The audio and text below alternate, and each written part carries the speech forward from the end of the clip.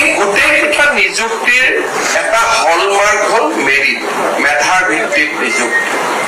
এতিয়া বহু সময়ত নিযুক্তি পোৱা ল'ৰা ছোৱালী বিলাকে কেতিয়াবা কেতিয়াবা তেওঁলোকৰ হোৱাটছআপ ফেচবুক গ্ৰুপত আলোচনা কৰে যে আমি মেৰিটত নিযুক্তি পাইছো, গতিকে আমি কাৰো ওচৰত দায়বদ্ধ নহয়।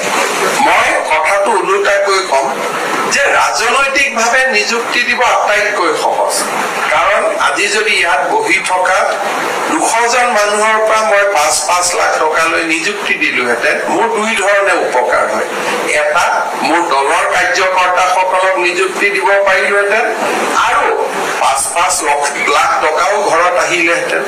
এতিয়া মেধাৰ ওপৰত নিযুক্তি দিব যাওঁতে আমি দুটা ত্যাগ কৰিব লাগে। এটা ত্যাগ কৰিব লাগে যে আমি টকা পইচা যিটো লক্ষী ঘৰত আহিব লাগিছিল তাক বিদায় দিব লাগে, যে আমাক লক্ষী নালাগে, আমাক সৰস্বতী লাগে।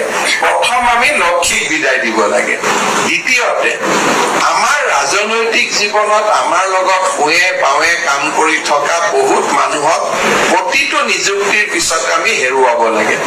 আজি আমাৰ লগত যিমানবোৰ ইঞ্জিনিয়াৰ আছিলে মোৰ সমষ্টিত, জয়ন্ত মল্লবৰুৱাৰ সমষ্টিত, অশোক সিংহালৰ সমষ্টিত, আমাৰ যদি কোনোবা কাৰ্যকৰ্তাৰ ঘৰত ল'ৰা ইঞ্জিনিয়াৰ হৈছে, ইণ্টাৰভিউ দিছে, কাগজখন দি থৈ গৈছিল, চাকৰি দিব পৰা নাই, আজি যেতিয়া মই কথাখিনি কৈ গৈ আছো তেওঁৰ ঘৰত বিজেপিৰ পৰা পদত্যাগ পত্ৰখন লিখি আছে।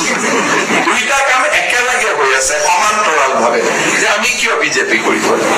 যেতিয়া আমি কওঁ যে নহয় আমি মেধাত দিব লাগে, তেতিয়া কংগ্ৰেছেতো মেধাত দিয়া নাছিল, আপোনালোকে কিয় মেধাত দিব লাগে। অৰ্থাৎ আগৰ আমাৰ পৰিৱেশ কি আছিল, আজি আমাৰ পৰিৱেশ কেনেকে আমি পৰিৱৰ্তন কৰিছো। কিন্তু স্বচ্ছ নিযুক্তি মোৰ বাবে এটা অসমৰ জনজীৱনলৈ মই ভাবো যে এটা সময় আহিব য'ত সমাজ পৰিৱৰ্তন হবই লাগিব, আৰু সেই পৰিৱৰ্তনক আজি আমাৰ চৰকাৰখনে আঁকোৱালি লৈছে।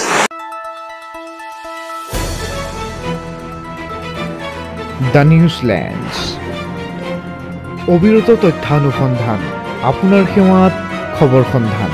দ্য নিউজলেণ্ড।